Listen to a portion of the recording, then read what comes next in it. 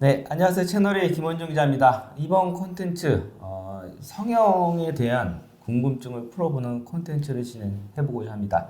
성형도 굉장히 많은 성형 수술이 있죠. 뭐 코도 있고 가슴도 있고 여러 가지가 있는데 오늘 콘텐츠는 코 성형, 코에 대해서 좀 집중적으로 좀 파고드는 콘텐츠를 해보고자 합니다. 그래서 오늘 어렵게 모셨습니다. 성형외과 전문 선생님 모셨는데 한번 소개 부탁드리겠습니다.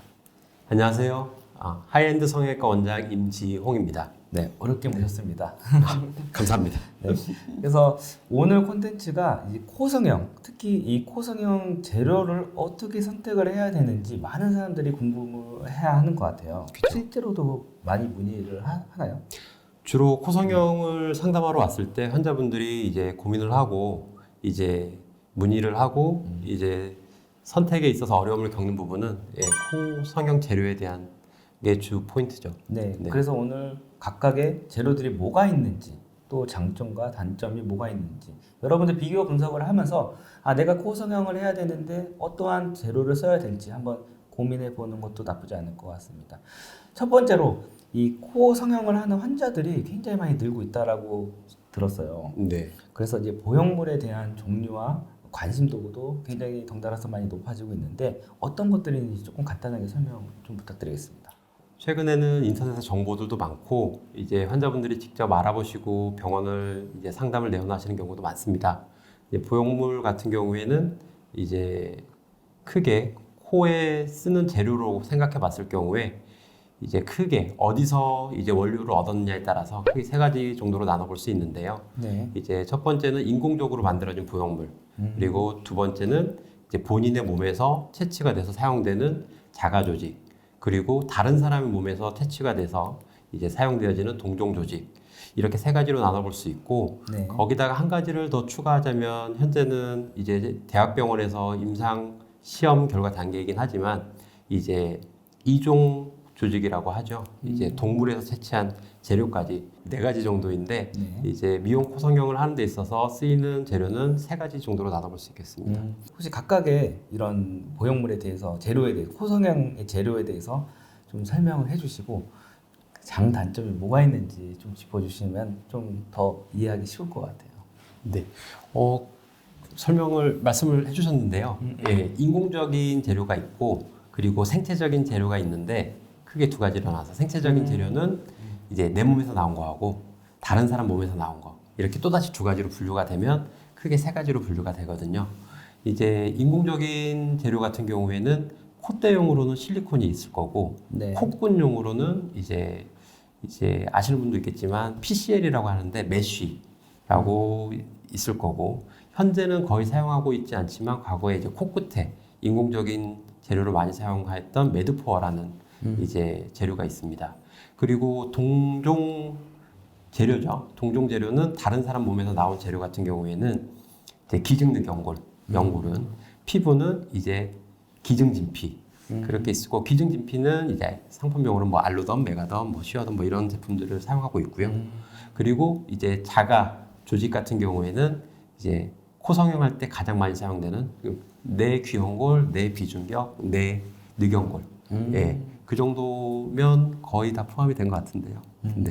되게 많네요. 그냥 코성형을 한다고 해서 그냥 간단하게 할 수 있는 게 아니네요. 그죠.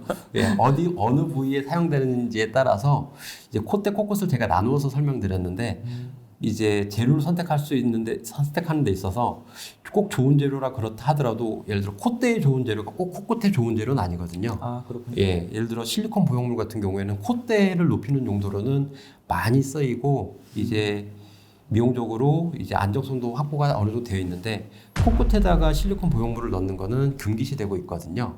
실리콘 같은 경우에는 코 성형 재료로 안전하게 사용되고 있다고 이제 알고 계신다 하더라도 이제 어느 부위에 사용되는지는 이에 따라서 천차만별의 결과가 나올 수 있기 때문에 이제 그것에서 이제 더 정확하게 정보를 얻으시고 이제 콧대용으로는 이제 실리콘 근데 하지만 코끝은 연골 뭐 이런 식으로 나누어서 재료를 나누어서 선택을 하셔야 이제 더 정확한 재료 선택이 되실 것이다. 보통 코성형을 하려고 오시는 분들이 이 정도까지 인지를 하고 오시는 분들이 대다수인가요? 보통 상담을 해보면요, 이제 보통 코 성형을 하시는 분들이 재료 선택에 가장 큰 영향을 끼치는 거는 이제 주변 사람들이 무슨 재료를 사용해서 했냐. 예, 이제 그리고 이쪽 주변에 물어보고 이제 그 이외에는 이제 후기 같은 거, 그죠? 이제 그리고 인터넷 검색해보기도 하고. 그럼 저도 딱 궁금한 건데, 네, 네. 근데 실제로는 어떤 것들에 대한 재료로 많이 수술 진행을 하시나요? 현재 미용 수술하는 데 있어서 콧대용 재료로서 가장 많이 사용되는 건 실리콘이고요. 네, 고어텍스 같은 경우에는 과거에 종종 사용이 됐었는데 이제 피부하고 유착의 정도가 심하고 혹시라도 환자분이 재수술을 하게 되거나 아니면은 염증이 생기거나 네. 혹은 모양적으로 이제 만족도가 떨어졌을 경우에 재수술을 할 경우에 제거하는데 좀 어려움이 있습니다. 그래서 현재는 인공적인 보형물을 콧대에 쓴다. 네. 이렇게 생각을 하면 실리콘을 사용하는 경우가 대부분이고요. 그 외에 쓰게 되면은 이제 생체 조직, 네, 내 몸에서 나왔든 다른 사람 몸에서 나왔든 생체 조직을 쓰는 경우가 많습니다. 네. 그 아까 말씀하신 것처럼 동종 진피라고도 말씀해 주셨는데 네. 그 단어가 굉장히 생소해요. 네. 동종 진피라는 게 정확히 어떤 것들인지 조금 자세하게 설명 좀 해줄 수 있나요? 그죠. 동종이라는 말 자체가 이제 어려운 한자어다 보니까 이제 환자분들이 받아들이기가 어려울 수 있는데 쉽게 말하면 같은 종이죠. 네. 그래서 다른 사람 몸에서 채취된 재료를 일컫는 말이고요. 그 다음에 이제 동종인데 연골이 있고 동종인데 진피가 있고 그래서 다른 사람 몸에서 우리 코 수술하는데 사용되는 건 크게 연골하고 그냥 진피 조직. 진피 조직은 피부라는 네. 말이거든요. 그래서 두 가지로 나눠볼 수 있겠습니다. 그러면 그 동종 진피에 있어서의 단점과 좀 장점이 뭐가 있을까요? 이제 아까 세 가지로 제가 분류해서 말씀을 드렸는데 네. 동종진피는 이제 자가 조직에 비해서 장점은 말씀드렸다시피 원래 제형으로 나오기 때문에 그냥 그 재료 자체를 본연으로 사용할 수 있기 때문에 재료 채취하는 시간이 걸리지 않는다. 네. 그리고 단점으로는 아까 말씀드렸다시피 흡수율이 좀 높아졌다. 뭐 다른 장단점도 많이 있겠지만 대표적으로 환자분이 선택하실 때 재료를 선택하실 때 고려를 할 점은 그 포인트가 되겠고요. 네. 네. 추가적으로 그러면 인공 보형물하고 장단점도 비교할 수 그렇죠. 있겠는데 네. 인공 보형물 같은 경우에는 이제 실리콘을 예로 들면 흡수율이 전혀 없죠. 그렇죠. 실리콘이 흡수될 수는 없으니까 몸에서. 네. 하지만 흡수되면 큰일 나요. 네. 몸에서 돌아다닐 수 있겠죠. 네. 그래서 실리콘 같은 경우에 이제 흡수율이 전혀 없다는 이제 모양적인 안전 그 보장성은 높지만 네. 이제 시간이 지나서 이제 생체 조직하고의 다른 점이죠. 생체 조직 같은 경우에 몸에서 들어와서 일정 기간 시간이 지나서 생착의 시간을 거치고 혈관이 자라 들어가게 되면 내 몸에 최적화가 된다라는 그죠. 네. 내 연골이 되고 내 피부가 되는데 보형물은 들어와서 있는다 하더라도 사실 10년, 20년, 뭐 50년이 지나도 보형물은 보형물이기에 이제 사람 몸이 젊을 때 면역학적으로 완성도가 높을 때는 사실 이제 수술하고 나서 걱정이 없을 수 있어도 한 3, 40년 지나서 내 몸이 어떻게 면역학적으로 변할지는 아무도 장담을 할 수 없는 거 아닙니까? 그죠? 네네, 맞습니다. 그래서 그때의 불안감이나 이런 걸 걱정하시는 분들이 이제 그것까지 더 안전한 재료를 추구하려면 이제 생체 조직을 쓰는 게 맞다. 자가 진피나 아니면 동종 조직을 쓰는 게 동종 진피를 쓰는 게 맞다라는 네. 거죠. 동종 재료 중에서 콧대에 동종 진피를 쓸 경우에 꼭 말씀을 드리는 것 중에 하나는 환자분이 얼마만큼 높이길 원하시는지를 사실 파악해야 그렇죠. 됩니다. 한없이 높이다 보면 들창고 네. 코끝 말고요. 콧대 높이를 제가 말씀드리는데요. 여기 이제 네. 하는 거. 보통 보통 그러니까 하면은 같이 하지 않나요? 그러니까. 그죠. 근데 이제 콧대에 재료를 쓸 경우에 콧대 높이를 이제 말씀을 드려요. 그러면은 봤을 때 이제 환자분이 원하는 정도 보면 보고 저희는 CT를 찍고 진행을 하는데 시뮬레이션을 해보면 환자분들이 여자분들 같은 경우에 평균적으로 3mm 정도, 남자분들 같은 경우에 코 수술을 자연스럽게 했을 경우에 그리고 한국인 코 평균적인 높이를 가졌을 경우에 한 4mm 정도 높이는 거를 목표치로 잡으시더라고요. 상담을 해보면. 내가 원하는 대로 드라마틱하게 나오나요? 이제 드라마틱하다는 게 환자분마다 원하는 일이 다 다양하셔가지고 그런데 이제 아까 말씀드렸다시피 보형물은 흡수가 안 되고요. 그렇죠. 진피는 흡수가 된다고 말씀드렸잖아요. 네.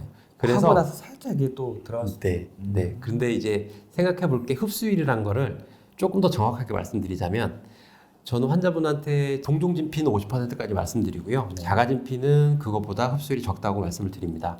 근데 이 동종진피 같은 경우에 우리는 50%면 다 모든 재료가 50%가 흡수된다.